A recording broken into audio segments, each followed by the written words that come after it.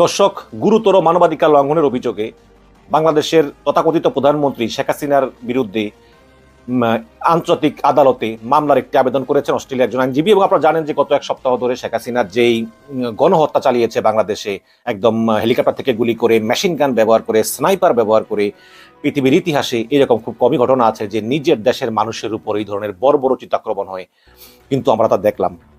তো এই কারণেই দেশে বিদেশে বিভিন্ন বিভিন্ন সমাজ, বিভিন্ন মানবাধিকার সংস্থা বা বিভিন্ন নাগরিক সমাজ তারা আসলে শেখ হাসিনার বিচার দাবি করতেছিল। ঠিক এমন এক সময় অস্ট্রেলিয়ার একজন আইনজীবী তিনি আন্তর্জাতিক অপরাধ আদালতে মামলার আবেদন করেছেন শেখ হাসিনার বিরুদ্ধে। এবং দেখা যাক কি, আমি একটু সাংবাদিক জুলকারনাইন সায়েদ সামির ফেসবুক পেজ থেকে একটু পড়ে শোনাই।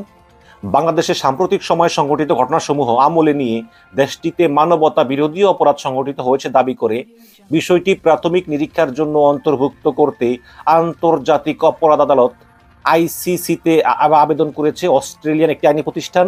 এবং মানবতা বিরোধী অপরাধে যুক্ত থাকার অভিযোগে শেখ হাসিনা সহ মোট 26 জনকে অভিযুক্ত করারও আবেদন জানানো হয়েছে। মামলা হয় নাই, কিন্তু মামলার আবেদন করা হয়েছে।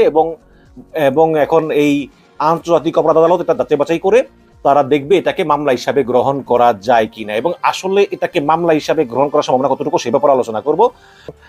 এখানে যে 26 জনকে আসামি করা হয়েছে তাদের নাম একটু পড়ে শোনাই। সেটা হচ্ছে, 1 নম্বর আসামি হচ্ছে miss Sheikh Hasina Wazed, prime minister and president Bangladesh Awami League. Mister Asaduzzaman Khan Kamal, ministry of home affairs. Mister Obaidul Quader, minister of road transport and bridge and general secretary Bangladesh Awami League.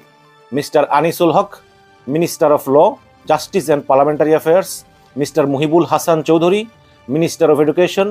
Mister Mohammad Ali Arafat, minister of state for information and broadcasting. Mister Zunaid Ahmed Palak, minister of state for post telecommunication and information technology. Mister Chowdhury Abdullah Al Mamun, inspector general of Bangladesh police.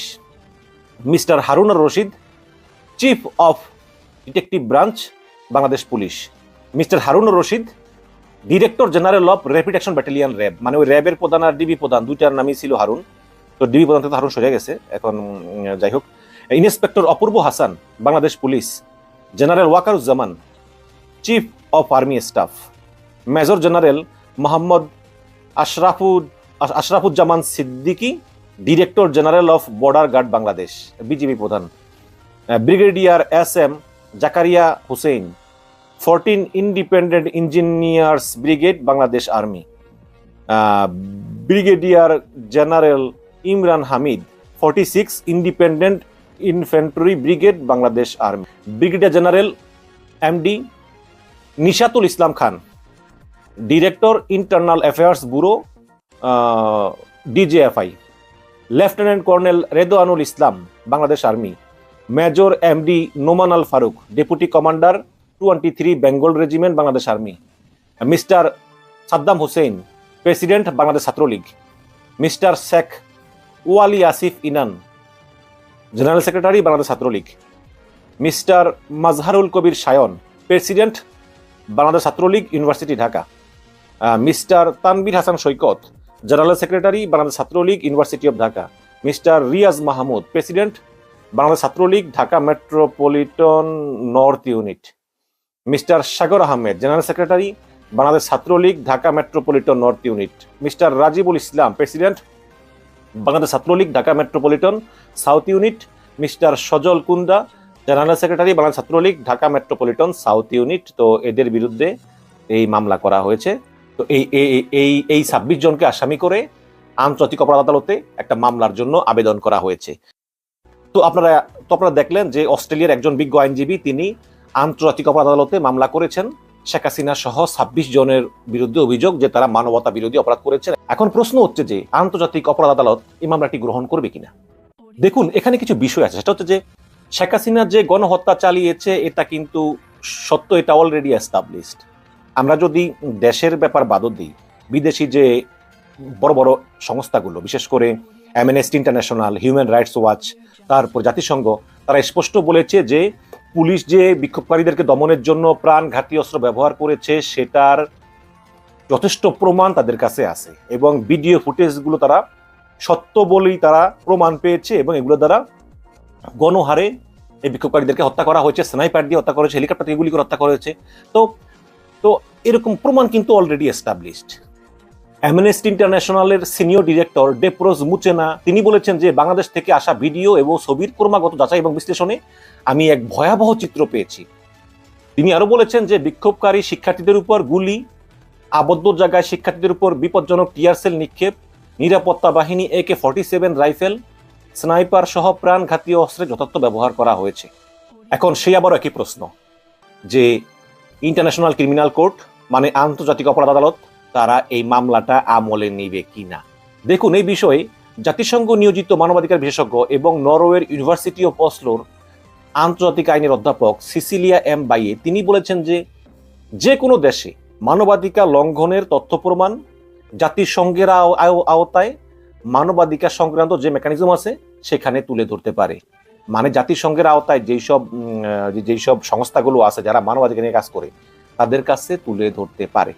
এবং তিনি আরো বলেছেন যে আপনারা দেখেছেন যে জাতিসংঘ মানবাধিকার বিষয়ক হাইকমিশন খুব শক্ত বিবৃতি দিয়েছেন, তারা বলেছেন তাদের কাছে প্রমাণ আছে। তার মানে জাতিসংঘ বিষয়টিতে প্রতিক্রিয়া দেখাচ্ছে। সিসিলি আরো বলেছেন যে মানবাধিকার লঙ্ঘন হলে এবং মানবতা বিরোধী অপরাধ হলে দেশের ভিতর থেকে একটা গোষ্ঠী যখন খুব প্রতিবাদ করে সেটা ভালো কাজ দেয়। এটা কিন্তু বাংলাদেশে আছে। বাংলাদেশের ছাত্র জনতা তারা কিন্তু প্রতিদিন রাজপথে এটার প্রতিবাদ করতেছে এবং তারা তথ্য প্রমাণ সংগ্রহ করে, ভিডিও ফুটেজ সংগ্রহ করে, সাক্ষী সংগ্রহ করে তারা কিন্তু সহযোগিতা করতে প্রস্তুত। তো এটা খুবই একটা গুরুত্বপূর্ণ জিনিস। এবং তিনি আরো বলেছেন যে বিভিন্ন আন্তর্জাতিক সংস্থা তথ্য উপাত্ত জোগাড় করার মাধ্যমে সত্য ঘটনা তুলে ধরছে এবং পাশাপাশি মাঠে কি ঘটতেছে সেগুলোও কিন্তু জনগণের তুলে ধরতে হবে। তো তিনি আরো বলেন যে আন্তর্জাতিক অপরাধ আদালত তারা মামলা নেওয়ার আগে তারা দেখবে যে বাংলাদেশের প্রচলিত বিচার ব্যবস্থায় আসলে বিচারটা কিরকম হচ্ছে, বা যারা এই গণহত্যার জন্য দায়ী তারা আসলে বিচারের মুখোমুখি হচ্ছে কিনা। তো আন্তর্জাতিক বিচারে যাবার আগে দেশের ভিতরের বিচার ব্যবস্থাগুলো কিরকম সেটা কিন্তু আন্তর্জাতিক অপরাধ আদালত তারা কিন্তু দেখবে। তখন যদি তারা মনে করেন যে না, দেশের ভিতর ন্যায় বিচার পাওয়া সম্ভব না, দেশের ভিতরে সব বিচারকরা করাপ্টেড, দেশের ভিতরে সব বিচারকরা হাসিনার তল্পিবাহক, তখন ইন্টারন্যাশনাল ক্রিমিনাল কোর্ট তারা এই মামলার আবেদন গ্রহণ করতে পারে। তো সিসিলি আরো বলেন যে বাংলাদেশের বিচার ব্যবস্থা যে আসলে ভঙ্গুর এবং ন্যায় বিচার পাওয়া সম্ভব নয়, এটার একটা প্রমাণও কিন্তু ইন্টারন্যাশনাল ক্রিমিনাল কোর্টকে দিতে হবে। অবশ্য এই প্রমাণ ভুরি ভুরি আছে, এই সব প্রমাণ দিতে মানে হাজার হাজার দেওয়া লাগবে। কারণ গত 15 বছরে তো শেখ হাসিনা প্রত্যেকটা প্রতিষ্ঠান ধ্বংস করেছে, বিচার বিভাগ সহ। এবং ইন্টারন্যাশনাল ক্রিমিনাল কোর্ট এই মামলা নেওয়ার আগে দুটো বিষয় পরীক্ষা করবে। একটা হচ্ছে যে এই মামলার সত্যতা কিরকম। একজন প্রসিকিউটর তিনি সম্পূর্ণ ভিডিও ফুটেজ, সাক্ষী এবং বিভিন্ন হিউম্যান রাইটস প্রতিষ্ঠানের বিভিন্ন লোকদের সঙ্গে মত বিনিময় এগুলো তো করবেনই। করার পরে আরও দেখবেন যে ঘটনাগুলো যেই সময়ের ভিতর ঘটেছে ওই সময় আসলে সরকারের পক্ষ থেকে কি কি প্রতিক্রিয়া হয়েছে, সরকার কি পদক্ষেপ নিয়েছে, এবং ওই সময় বাংলাদেশের বিচার বিভাগের বিভিন্ন